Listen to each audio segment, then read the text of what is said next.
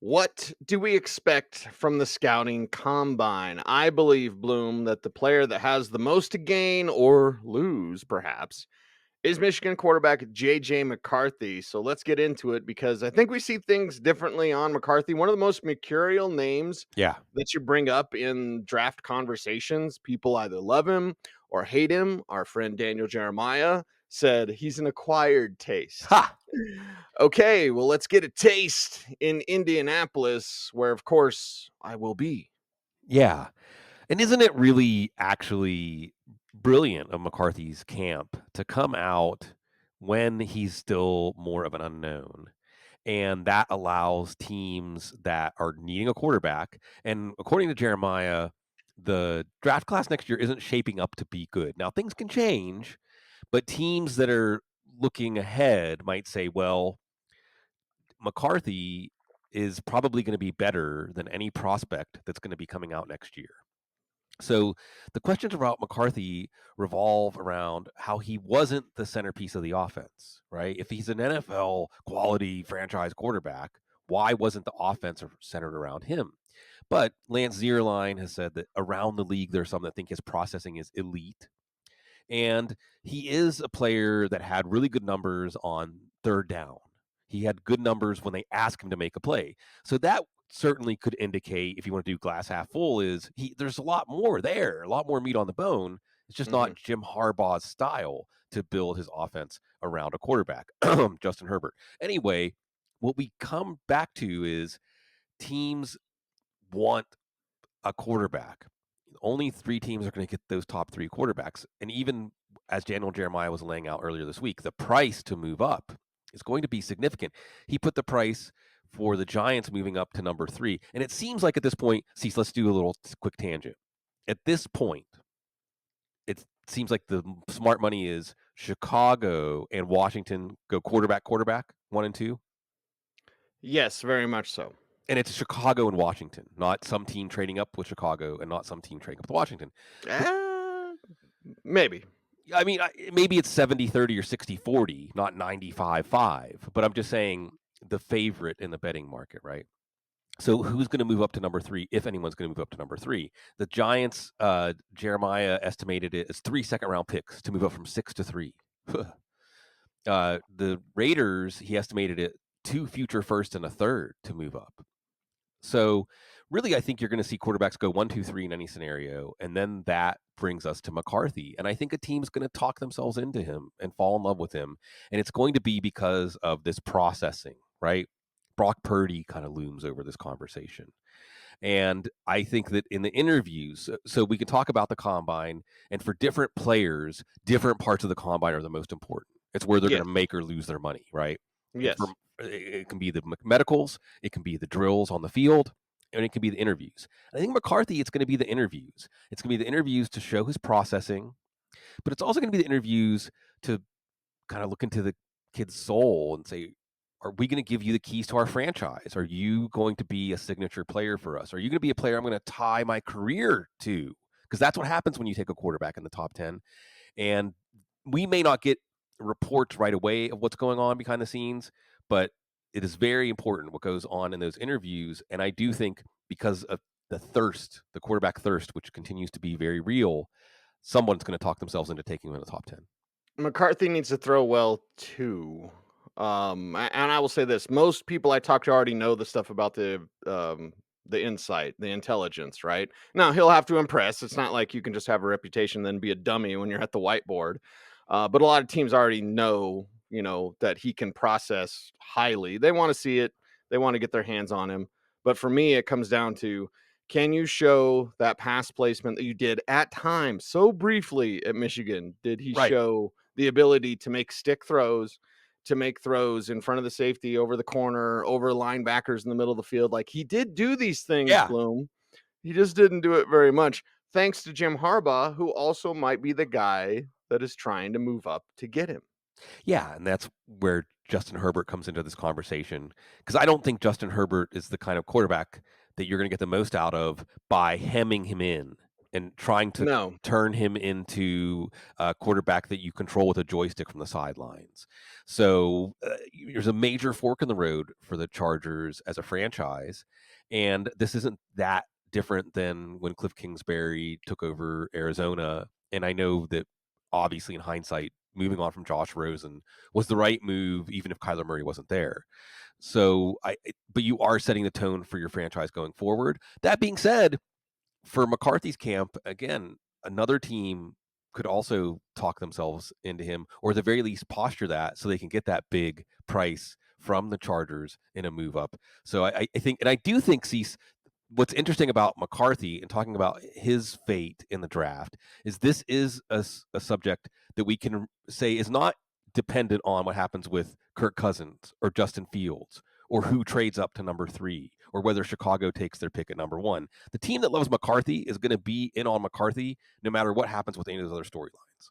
Yes, and reports coming out of Minnesota, which are likely from George Payton, say Sean Payton loves JJ McCarthy, which I'm like, okay, George, don't, don't. Or that's gamesmanship because Drake May and Bo Nix fit what the Broncos want to do. It is a Broncos show. We'll get to Nix in just a little bit. My final point on McCarthy is this: he can be a top 10 pick or he can get picked in the 30s.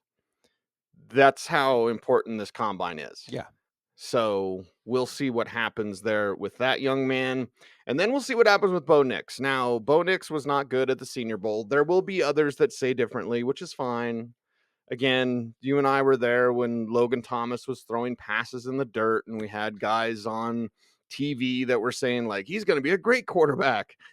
Okay. And Nix wasn't as bad as Logan Thomas. I'm not saying he's going to be a tight end, but Nix definitely struggled. He disappointed. He was slow.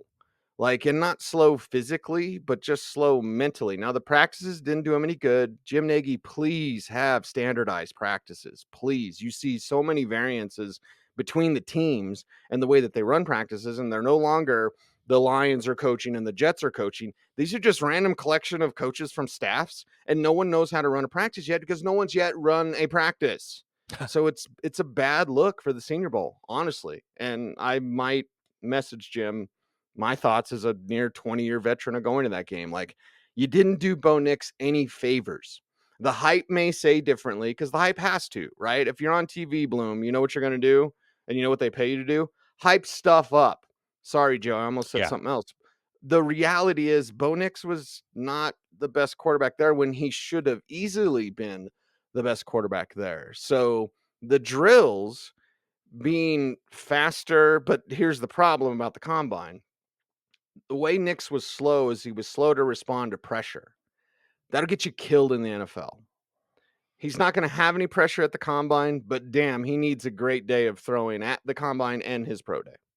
Yeah, I think that like McCarthy, Nix is a bit of a mystery box. And you're right that hype skews perception here. Mm. I'm remembering Dexter Jackson. Remember Dexter Jackson? Oh, of course, yes. Draft Guys TV alum. I think it was Brian Arald. Is he still out there doing his thing? Probably. Um, who was able to get him into the second round. Oh, poor Tampa Bay. So that's another thing that is going to skew perception here is absolutely there's going to be that narrative that look what Bo Nix hit. Let's not focus on he only threw screen passes at Oregon, and that's why his stats spiked. Let's focus on, hey, that's what they asked him to do, and he did it. He did it well. So whatever you ask him to do, he's going to do that well too.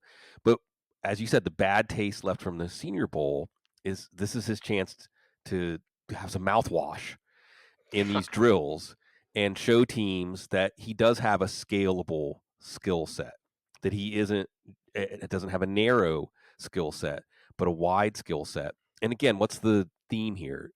You want a team, and with quarterbacks, this is the easiest position to do this.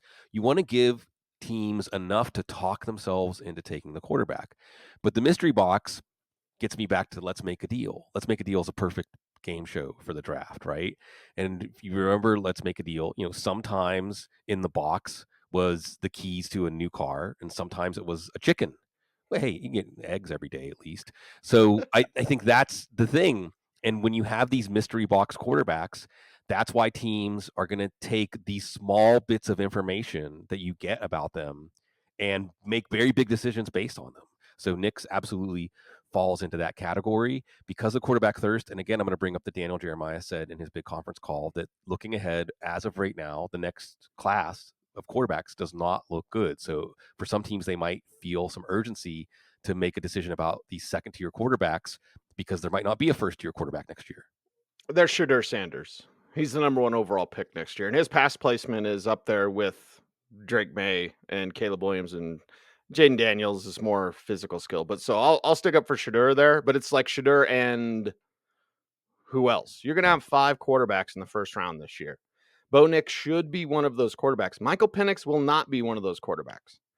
And I was not necessarily disappointed with Michael Penix, but when I got on the road, and I mentioned on the show already, Bloom, I heard it from 2 different people. You couldn't get him in the weight room. There's some work ethic concerns. Now, I'm always very careful with these things because I don't know. But I sat right next to Michael Penix when he was at the podium at Senior Bowl Media Night. The dude is skinny, and I know skinny. And the dude is way too thin. He's got 2 bum shoulders, 2 bum knees, and he's thin. And if he does have work ethic concerns, that's a no, no, no, no, no. Whole list of no's when it comes to Michael Penix, and evaluators I trust say mid-second at best for Penix, who obviously has his own thing to prove at Indianapolis. Yeah, you see with Penix, and you can talk about the medicals. And I think medicals, if we're talking about the combine and how it's going to affect Penix's stock, I do think the medicals are the biggest one here. And let me take a step back and say many times smart football people say the most important thing that happens in the combine is medicals. That's it. Like Yes. like that's the most consequential part of the combine. And in some Yes. ways, since we could go off on a tangent here, maybe even get a little crunchy about wow, what does it signify that these players go to Indianapolis and they get poked and prodded and 32 times. I mean, ask questions about when you were in 7 years old and you fell off the slide, you know, Mhm. like it's crazy. For Penix, I think they just want to see is he physically sound. But what's fascinating about Penix is a month ago, or I don't know, my calendar is off in my head. 2 months ago, people were still talking about him in the first round. I think you even Before the mentioned Michigan game. right, before the Michigan game. And what's fascinating, again, I think what this all highlights is teams are making franchise-changing decisions based on very small amounts of information. Sounds like fantasy football, really. You're making you're making predictions based on limited predictive information. And with Penix, I believe that, the NFL probably just doesn't respect those West Coast defenses. And the Michigan defense, Mike McDonald out there on the West Coast now, those Michigan defenses showed what Penix would look like against the closest thing he saw to an NFL defense. And it was horrible. It was a massive change from what we saw the rest of the season. So I think much like Bo Nix in the Senior Bowl, Michael Penix needs to reverse the momentum of his draft stock right now. And some of that's medicals, and some of that is, like you said, Cease. I mean, it's just how he comes off to teams. Is he going to put in the work? Is he going to be a player, again, that is going to become the face of your franchise? Right now, teams are leaning more towards no than yes. Bunch of quarterback talk, and we didn't even talk about the big 3 because Yeah. they're fine. They're fine, everybody. It's going to be Jaden Daniels as the second quarterback off the board. If the intel in Indy is a little different, I'll let everyone know. I will not wear my handy dandy robe when I'm out at Indy. Hmm. I'm going to take it with me to Indy, Bloom. So Yeah. I'll be very comfortable in Gotta relax. Indianapolis. Yeah. Yes. But there's going to be, and Daniel Jeremiah mentioned this in his conference call, the second round, there's going to be a run on running backs because there's not going to be any in the first round. And Braelon Allen, you look at his size, it's very Brandon Jacobs like. Yeah. Okay, but like Jacobs, will he be a mid-round pick? And I'm not talking second round. Or does the scouting combine with the movement, 3-cone will be the most important thing. The movement ability of Braelon Allen, does that get teams to go, okay, we want this big back in the second? I do not believe there'll be any first round backs. My favorite back in this class is Marshawn Lloyd from USC. But Braelon Allen sets himself apart because he's huge. And he's huge and he's young too. Let's not forget that. He just turned 20 years old and he was putting up stats as a 17-year-old in the Big Ten. often have we said that, Cease, on this show? Wow, crazy. You know, remember Chris Henry? Well, Chris Henry, rest in peace. Chris Henry, Mhm, who caught the pass that Kimo Van Olhoff and ruined the Bengals' best chance of winning a Super Bowl until Joe Burrow came along. But also Chris Henry, the Tennessee Titans running back. mhm. Have teams, Jeff Fisher's not out there anymore, but Braelon Allen, if you're looking for a running back who, here, if you could take some sort of crystal ball look into the future, everybody's going to be talking about Braelon Allen after his numbers get posted, right? Yes. Everybody's going to say, "Oh my God, Look at the big man look go. at him go! Look at his 40 time! Look at his 10-yard split!" So this is a running back who, if he plays up to, and what happened in the last year with him? Why wasn't he the starter? Why didn't he take control of this backfield? These are questions that teams are asking. But if he shows those physical tools at that size, and for folks, especially the dynasty fantasy football community, that like that early breakout, they think the early breakout is the sign of that elite talent. You can easily tell yourself a story where there's a clear number one running back coming out of the combine when there wasn't one going in, and that would be Allen. Yep. Let's wrap up the show with some wide receiver talk today, Bloom. Now, before we get to Roman Wilson, Mhm. who's very interesting, we're going to talk about the big three. Now, the big three wide receivers, and Daniel Jeremiah said this in his conference call. The three best players might be these three Yeah, wide receivers. Now, I would say my three best players are Caleb Williams, Brock Bowers, Marvin Harrison Jr. And Marvin Harrison Jr. has been thought of as the number one receiver for a long, long time. yeah. But now here we sit, and this show will be released Tuesday. We're pre-recording because I'm going to be in Indy. I'm going to be talking to Sean Payton probably right now. But the rumors now and the rumblings that I will find out in Indy, and then we'll have it for you on Thursday's show. But Malik Nabers, LSU, right in your neighborhood, Bloom. He could be the first receiver off the board. Now, we could have three receivers in the top 10. We should have three receivers in the top 10. So you have Marvin Harrison, you have Malik Nabers, you have Rome Odunze from Washington, who's very special, and almost Larry Fitzgerald like. And Yeah, that's yeah. high praise that I do not do for a lot of players.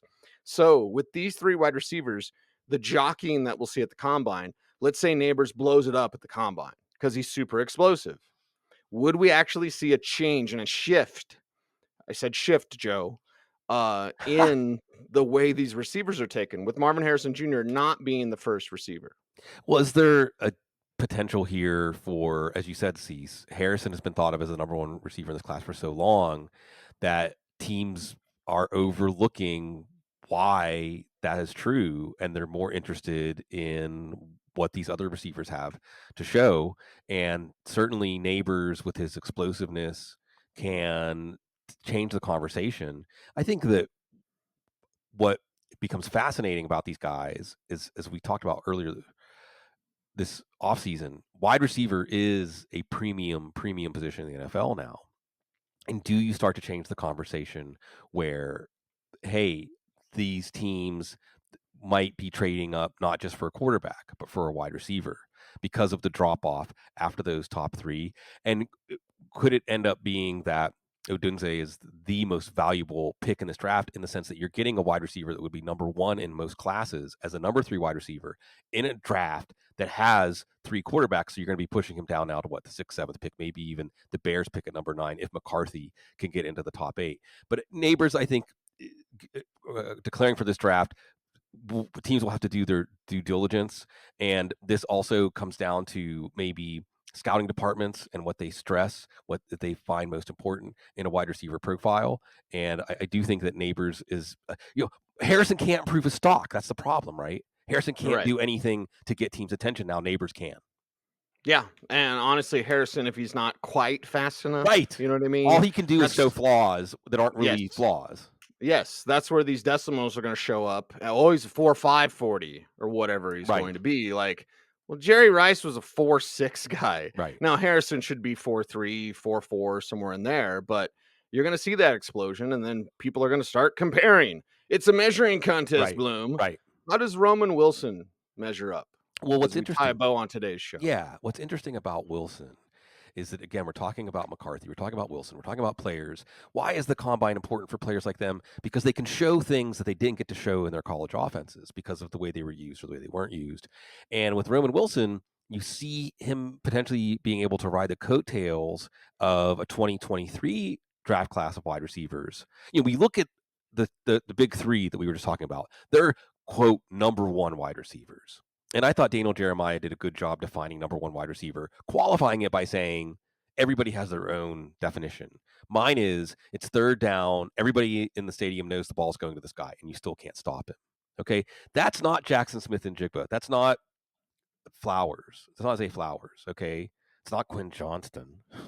It's not these receivers. Last year we saw slot receivers going in the first round. And that's what Roman Wilson's going to be, like 5'10", 185. But Bruce Feldman, and if you don't know about Bruce Feldman, freaks, I'm not just bringing up Bruce Feldman because, hey, guys, you could mention that there was another audible before the audible, but that's okay. Ha. His short range agility numbers, that's the most important thing for a slot receiver, right? If you're looking for just the tools they have to work with. Roman Wilson, I believe some of the numbers he's recorded or that are reported would potentially be combine records in some of those agility drills. So if he can do that, he can boost himself into not just the first round conversation, but maybe even the mid first round, because we saw last year these slot receivers going around pick 20. And I think that that might be about where Roman Wilson belongs after the combine. I give you 2 words, 1 name, Tank Dell. Yeah. There's a bump when teams see like, what does he do? What's his size? What does he do? And then they see the next guy up. Yeah, it could be that tank bump. Anyway, that is a wrap for today's program. And make sure you do not miss Thursday's show because I will have a couple of nights in Indy under my belt at the time. Again, I'm traveling all day on Monday. I'm at the combine right now here Tuesday morning. Thursday, you do not want to miss. I will have all the latest information. We will discuss what's going on at Indianapolis. The quarterbacks don't even throw till Saturday, Bloom. Yeah. So, and most importantly, you'll be sober too. So all those yeah. nights out in Indy, when everybody else is just having a good time, you're going to be getting the information for us. It's interesting the things that you hear. We'll see what happens with Justin Fields and Russell Wilson and all these quarterbacks and all these receivers. Great edge class, great tackle class. Yeah, lots of stuff to do. He's Sigmund Bloom. You follow him on Twitter at Sigmund Bloom. I am at Cecil Lammey. The show is at The Audible. We are The Audible, by the way. Sorry, Bruce. We're The Audible. So anyway, do the YouTube things, like, comment, share, subscribe, hit the notification bell so that you never miss a vid. We appreciate you for doing that. He's Sig, I'm Cease. We are The Audible. Everyone, thanks for watching. Stay tuned. And would you please stay frosty?